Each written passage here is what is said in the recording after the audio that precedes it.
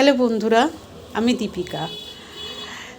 তো সকলের প্রিয় একটি জনপ্রিয় রান্না সরু চাকলি। যারা একদম এই রেসিপিটা জানেই না, পারেই না, তাদের জন্য এইটা।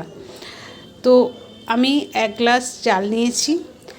কেউ গোবিন্দভোগ চাল নিতে পারেন, কেউ রান্না যে চাল দিয়ে ভাত রান্না হয় সেই চালও নিতে পারেন। তো 1 গ্লাস চাল নিলে হাফ গ্লাস ডাল নেবেন। ডাল বলতে বিউলির ডাল। তো সেটা 7-8 ঘন্টা ভিজিয়ে রেখেছিলাম। ভিজিয়ে রাখার পর সকালবেলা সেটা ভালো করে পরিষ্কার করে জল দিয়ে ধুয়ে নিতে হবে চালটা আর ডালটা। তারপর মিক্সিতে দিয়ে দিতে হবে, দিয়ে সুন্দর করে পেস্ট করতে হবে যেন একটুও দানা ভাবটা না থাকে।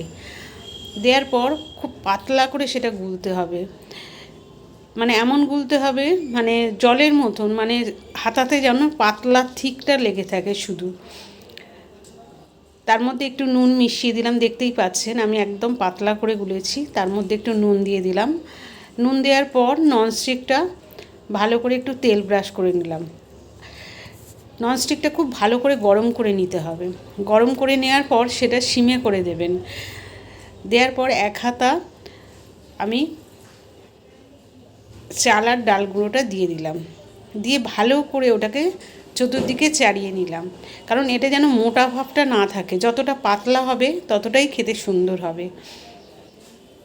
তো দেখতেই পাচ্ছেন আমি একদম পাতলা করে নিয়েছি। নেওয়ার পর সেটা আমি ওটা আপনা হতেই উঠে যাবে, আপনাদের কোনো খোঁচাখুচি কিচ্ছু করতে হবে না। এরম করে আমি সবগুলোই বানিয়ে নিলাম। খুব সহজ রেসিপি আর খেতেও খুব সুন্দর হয়।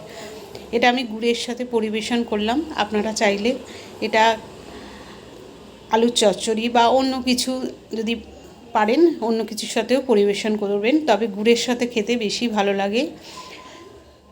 দেখতে পাচ্ছেন আমি একদম পাতলা করে করে করছি। আর এটা আপনারা যদি চাপা দিয়ে করেন এটা আপনা হতেই উঠে আসবে। এটার জন্য কোনো খোঁচাখুচি কিচ্ছু করবেন না, খুব সুন্দর খেতে। আপনারা একবার করে দেখুন। আমি তো করলাম।